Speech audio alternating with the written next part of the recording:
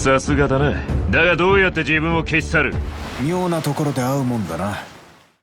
Howdy folks, how are y'all doing? My name is Reese, and after releasing my last video about Xenoblade Chronicles X, I've got a ton of fantastic comments and replies from you wonderful folks. It's something I love about the Xenoblade community. Anytime I put out a Xenoblade related video, all of the comments are just like the nicest, most supportive and engaging comments you could ask for on YouTube.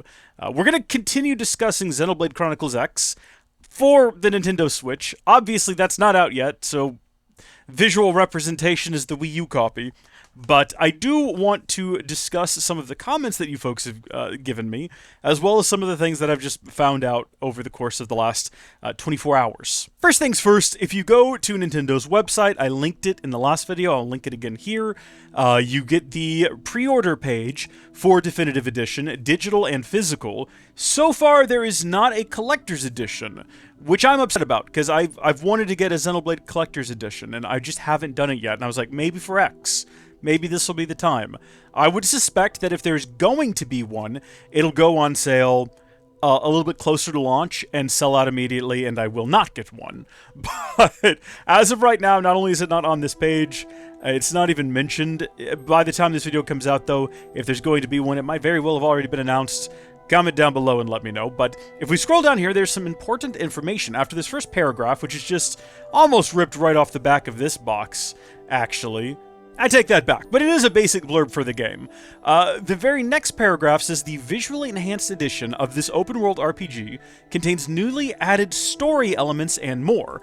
I received a lot of comments from folks saying that they either wanted more story content, hoped it would have it, or just outright told me there's going to be more story content. And yes, they are correct. In fact, there is going to be more, and we knew there had to be, considering they changed the literal end cutscene of the game and then put it in the trailer. Now, we don't know how that will manifest yet. It could be in the form of a sort of post-game DLC style in the vein of Future Redeemed. Sorry, Future Connected. Future Redeemed was much bigger than Future Connected. Future Connected was like a nice little addendum to the end of Xenoblade Chronicles Definitive Edition. So whether or not they do that for X, or whether or not they just add some maybe scrapped story missions and then expand that final cutscene, what I want it to be is that cutscene plays and then we get post-game sort of a DLC extra mission. I had this concern for some reason where I was like, okay, what if it's an extra 5 hours of gameplay that just wraps up the story? Because when I initially saw this, that they were doing this Definitive Edition, I had two things that are very different, but that I was going to be happy with either of them, right? Either this is all setting up Xenoblade Chronicles X2, and we're getting a sequel, and that's why they're doing Definitive Edition now, or we're getting this, and it's being altered to fit it in with the Klaus trilogy and make it all one cohesive universe. I would be okay with that as well. But then I was like, oh no, what if it's just like an extra 5 hours of story content that just wraps everything up, right? The planet of Mira is this huge mystery, and if you've never played Xenoblade... Gosh, this screen is bright. If you've never played Xenoblade Chronicles X before, every Xenoblade game has an incredible world, okay? In each game, the world is integral to the story, but it's different with X, right? The Bionis and Mechanis are integral to the story of the first game, Ionios to the third, all rest to the second. I don't know why I went in that order. But Mira is the story of X. That's why it's one massive world that you just explore. Eventually you get these mechs, these Skell that you get to fly around on, no loading screens. That was all really important because the world is the story. And the mystery of that world is what I'm most interested to delve into and discover, but what if they just give you like a 5 hours post-game, like, and it's done. There you go, you can stop whining about it now. Well, I had this thought, I was like, what if they're just doing this so they can append a little bit of extra story on the end to wrap up, the decades-long mystery and have us all get off their back about it. But then I realized they're not going to do that. They're not going to... Takahashi's not going to do that. I don't think. I trust Tetsuya Takahashi to know what he's doing and not do that to us. But that's pretty much it for this. Yes, there's going to be some new story content. We don't know how extensive it's going to be or what form it's going to take. You can pre-order digital, which makes no sense. Don't pre-order a digital game. They're not going to run out. Or physical, but again... Oh, that changes the page to red. How fun is that? There's probably going to be plenty. I did have someone ask whether or not this was going to be a launch title for the Switch 2. At present, no. It would make sense if it was. If this was a cross-gen title, and you could get a Switch or Switch 2 version, because the original Nintendo Switch launched in March of 2017. So if they released the Switch 2 in March, that would make a ton of sense. And if this game came out with a definitive edition for Switch and Switch 2, I don't know what the differences would be. Presumably the Switch 2 will be backwards compatible. And if this game is like all of the other games in the Xenoblade trilogy, then it'll have dynamic resolutions that scale based on hardware limitations, which means if you, this is how I'm assuming it's going to work, if you take Xenoblade Chronicles 2, if you've ever just stood still in that game and noticed that everything got sharper and cleaner and looked better, that's because you're not moving, you're not taxing the system as much, so it ramps up the resolution. Just run that on the new Switch 2. I imagine it's just going to maintain a higher resolution all the time. They might not even need to do a patch to make that game look better. How cool would that be? Maybe the Switch 2 is coming out in March. Maybe there's a dedicated Switch 2 version that runs at like 1080p 60, and maybe it has some sort of special DLSS hardware that can blow it up to 4K. I don't know. That's wild speculation. Next, I want to talk about the Black Knight. The Black Knight appeared at the end of the trailer, and I noticed that the character sounded an awful lot like Malos. I got a lot of comments from people saying that the Japanese VA for Malos doesn't really match the Japanese VA in the trailer for X. We're going to look at that here in a second, but first I wanted to talk about the Black Knight character. If you go to the Wikipedia page here, I'm on the Xenoblade Wiki, as you do, we actually have some cool concept art, and this concept art looks an awful lot like Mobius, especially if you skip ahead. I mean, look, that looks like one of the Mobius characters from 3, and then when you get into these actual models, it's got the orange burning in the middle, and there's the cloak and all that. Here's the thing, though. I don't think that this character is going to end up being Mobius. In fact, if we scroll ahead enough, we can see that this is actually the Xenoblade Chronicles Definitive Edition, X Definitive Edition. And you can see the outfit has changed entirely. It's no longer like a suit of armor. This is like a rain jacket and some boots. Kind of looks like what Lao's wearing actually down here in the bottom half of his body, where he's actually still wearing clothes. So they've obviously changed this. This is just not the character we've got now in either of these images. But it wouldn't shock me to find out that this concept art was inspiration for the Mobius characters in 3. It's a very common thing. You come up with a concept, like I do some creative things from time to time.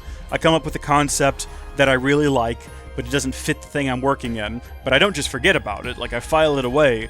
And then a long time later, working on an unrelated project, I think to myself, oh wait, I had a good concept that could fit here. And I plug it off the shelf and I dust it off and I make it work.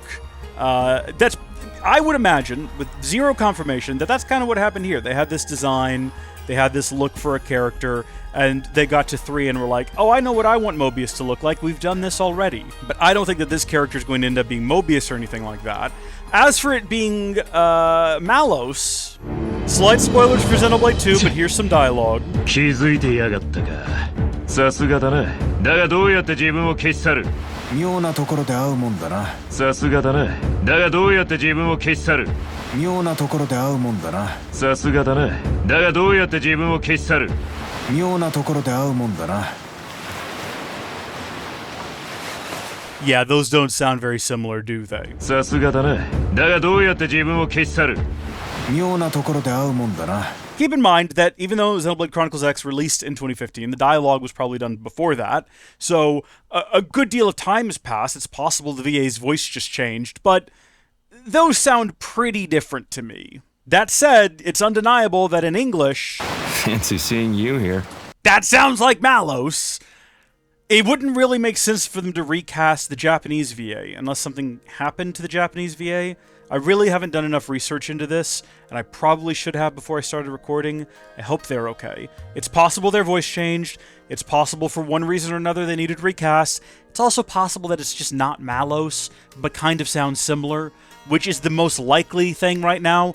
But I would like to take a pin and put a note up on the board where I said that that was Malos in the previous video, and if in 6 months from now when we're all playing Definitive Edition, it turns out somehow, in some strange way, being Malos, feel free to come back here and say, hey, congratulations, my guy, you were correct. I will say thank you. I will be humble about it. And if I was wrong, we can all move on, that's fine. The last thing I wanted to address here is I got this very funny comment from someone who said, they're not going in a Xeno saga direction either. Don't fall for Luxon's propaganda. He's very biased. I love the idea of Luxon being this like propaganda machine who's just like, I'm gonna make Xeno saga happen. Listen, let's all just very quickly observe the Monolith Soft 25th Anniversary Edition trailer. I'm on their website here.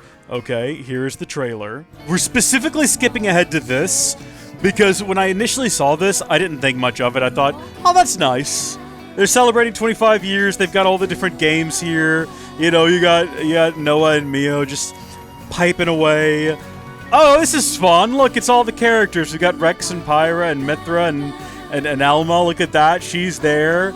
And Fiora. Oh, looky there. We've got Cosmos is here. Also, I didn't mean to skip Shulk's name. It was moving too quick. Oh, it's weird how they all combine together and then explode. It's not like we've ever seen that sort of thing in a Xenoblade game. I'm not saying there's anything to that. Okay, I'm not saying there's anything to. I mean, it is kind of strange, isn't it? The Cosmos is there. I mean, look. I mean, I guess it's not strange at all, really. See what this is? This is called delusion. It's obviously just an anniversary video. They're putting all their characters in it from across the games to celebrate the anniversary. There's no deeper meaning to all of the characters being here together, and then all these bubbles with all the different worlds, and then an explosion. We're probably reading too much into this. Right? It's a bit weird where they have the characters placed. I don't know if there's any meaning to it. Like, you have the three characters right in the middle.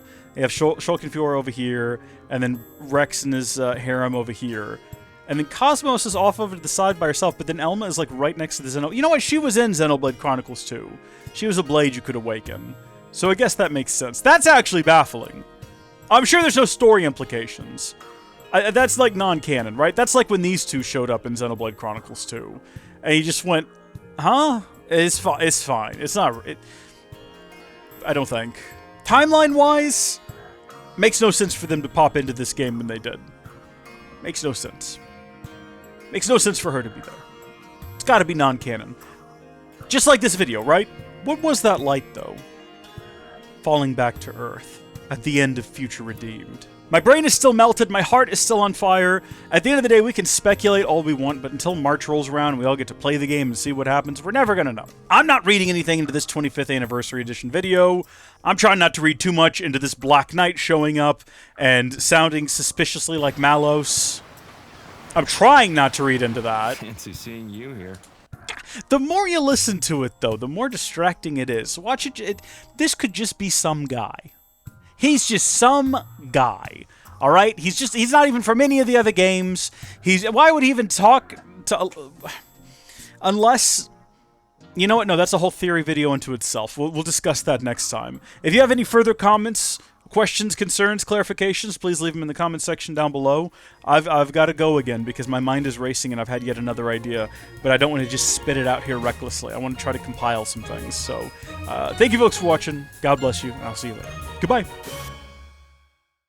さすがだな。だがどうやって自分を消し去る？妙なところで会うもんだな。